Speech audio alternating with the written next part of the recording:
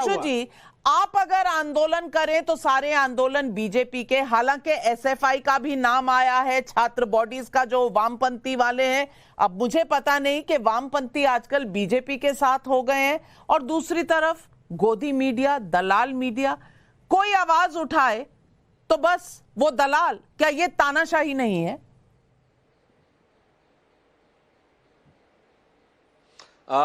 वैसे देखिए, कौन मीडिया किस चीज का, मैं इस शब्दों से परहेज करता हूं, दलाल वगैरह, वो लोग शायद भूल गए होंगे 10-12 साल पहले के राडिया टेप याद है, जब मीडिया के कुछ पत्रकार तय करते थे कि किसका मंत्रालय क्या होना चाहिए, कौन मंत्री बनना चाहिए, और फिर ये कहा नहीं नहीं ये टेलीकॉम इसके लिए ठीक रहेगा, फिर हम इसके लिए बात करेंगे। भूल गए क्या? इसलिए वो मत बताइए। और पूरा 50-60 साल की हिस्ट्री है केजीबी के आर्काइव से लेके सीआईए के आर्काइव तक कि कौन मीडिया किसके लिए क्या काम करता था। आज भी मैं किताबों के नाम गिना सकता हूं, Mitrokhin's archive, KGB and the world part 2 से लेके, येवग्लेन एल्बर्टस की किताब स्टेट विद इन स्टेट से लेके, यूरी बेजवेनेव की बात से लेके, और नटवर सिंह की किताब जो इनके विदेश मंत्री रहे, उन्होंने अपनी किताब one life is not enough में लिखा है कि मनमोहन सिंह सरकार में किस तरीके से अमेरिका और उनका हस्तक्षेप था। छोड़िए उस विषय के ऊपर, तो पूरे देश को पता है, अगर कोई जरा भी सर्च करना चाहेगा कौन सा मीडिया किसके द्वारा गवर्न हो रहा था। पर यहां पर विषय इस बात का है कि उस लड़की के साथ न्याय अन्याय और की बात को लेकर किस प्रकार से आप लोग वितंडावाद करते। मैंने मानसिकता की बात कही, प्रज्वल रवन्ना के विषय जब तक आया ही नहीं था, जब प्रधानमंत्री ने रैली की, और जब विषय आया तो कर्नाटक की सरकार का एक नोटिफिकेशन दिखाइए एयरपोर्ट अथॉरिटी को कि उसको रोकना है। चैलेंज से कहता हूं। श्रुति का रायगढ़ छत्तीसगढ़ से सवाल है। 15 अगस्त की रात को जो दंगाई आरजी कार में घुसे थे, उनके खिलाफ ममता जी के ये वाटर कैनन और ये टीयर गैस कहां चले गए थे? मनोज का दिल्ली से सवाल है। ममता बनर्जी का आज का रवैया तानाशाही नहीं तो और क्या है?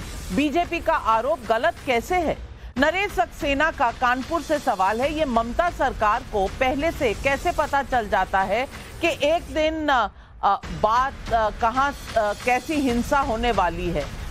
चाहे रामनवमी हो, चाहे हनुमान जयंती, या अब नबन्ना प्रोटेस्ट, जब इन्हें पता है कि हिंसा की स्थिति बन सकती है तो ये उसे रोक क्यों नहीं पाते? ये सवाल पब्लिक जो है वो सब समझ रही है। नरेश सक्सेना का कानपुर से एक और सवाल है कि ये रोकते क्यों नहीं है इस तरह के प्रोटेस्ट जो उस डॉक्टर बिटिया के लिए हो रहे हैं। ये आज सवाल जो उठाए गए हैं, ये सवाल हमारे जहन में गूंजते रहेंगे। मुद्दा ये नहीं है कि कौन प्रोटेस्ट कर रहा है, कौन राजनीति कर रहा है। मुद्दा ये है कि डॉक्टर बिटिया के साथ इंसाफ होगा तो कैसे और कब, और क्या अगर छात्र बाहर निकलकर प्रोटेस्ट करें तो उन पर टीयर गैस, वाटर कैनन और बैरिकेड्स और कंटेनर से उन्हें रोका जाएगा? क्या यही है इस देश का लोकतंत्र?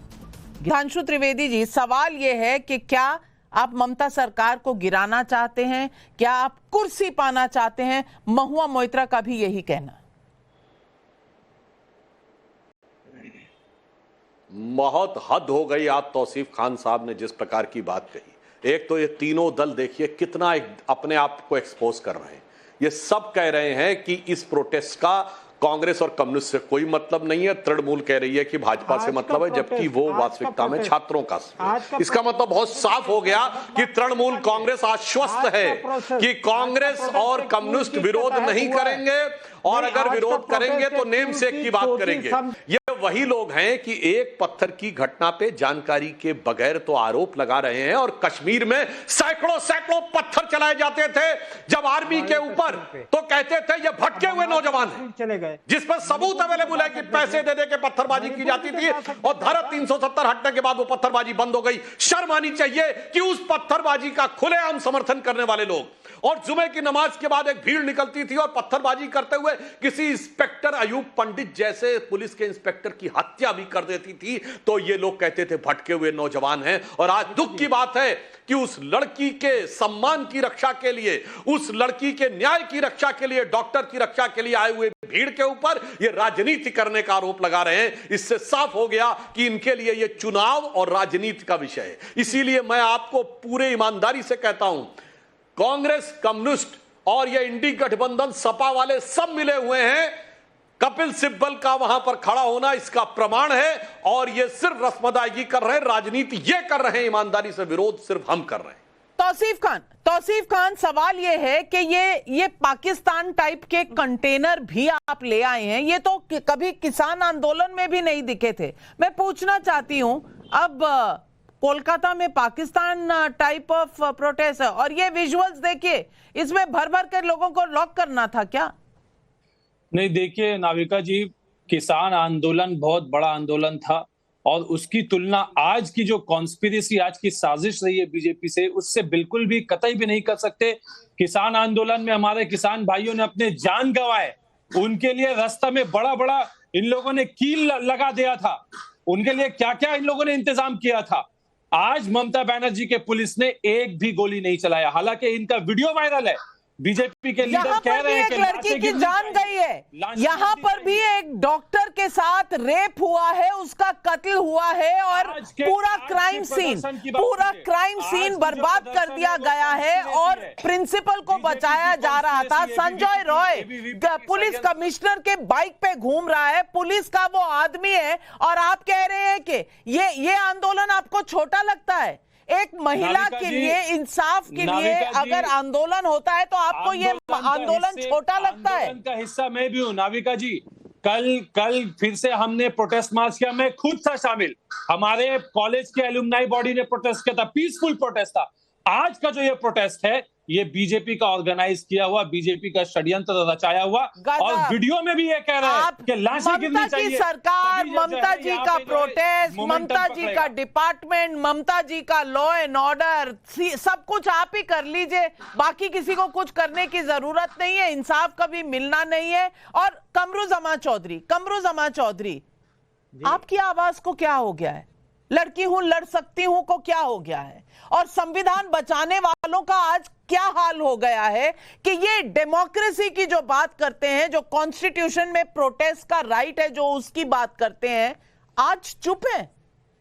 बिल्कुल नहीं नाविका जी, हम सड़कों पे डे 1 से थे, आज भी है, कल हमारा प्रोटेस्ट रैली भी है, 29 तारीख को भी अधीर रंजन चौधरी का प्रोटेस्ट रैली है। लेकिन आज का जो, मैं सुधांशु जी का एक बात पे मैं टिप्पणी देना चाहता हूं, उन्होंने हम पे इल्जाम लगाया मानसिकता का। उस वक्त उनका मानसिकता क्या हो रहा था जब प्रज्वल रवन्ना के साथ में प्रधानमंत्री खड़े होकर उसका वाहवाही कर रहे थे? उस वक्त उनका मानसिकता कहां था जब ब्रिजभूषण शरण सिंह, जिसका ऊपर बहुत गंभीर आरोप लगाया गया, मुझे लगता तब बीजेपी उसके साथ दे रहा था। जब बाबा राम रहीम, जब प्रधानमंत्री प्रज्वल रेवन्ना के साथ खड़े थे, तब तक आरोप नहीं था, आरोप बाद में निकला। और इंटरव्यू, चुनाव से पहले के इंटरव्यू में ये सवाल मैंने पूछा था प्रधानमंत्री ने, और प्रधानमंत्री ने इसका जवाब भी दिया था कि स्ट्रिक्ट से स्ट्रिक्ट एक्शन होगा। लेकिन टाइमलाइन आपके लिए जरूरी नहीं है, तथ्य आपके लिए जरूरी नहीं है। और सुधांशु जी, आप अगर आंदोलन करें तो सारे आंदोलन बीजेपी के, हालांकि एसएफआई का भी नाम आया है, छात्र बॉडीज का जो वामपंथी वाले हैं। अब मुझे पता नहीं कि वामपंथी आजकल बीजेपी के साथ हो गए हैं। और दूसरी तरफ गोदी मीडिया, दलाल मीडिया, कोई आवाज उठाए तो बस वो दलाल, क्या ये तानाशाही नहीं है?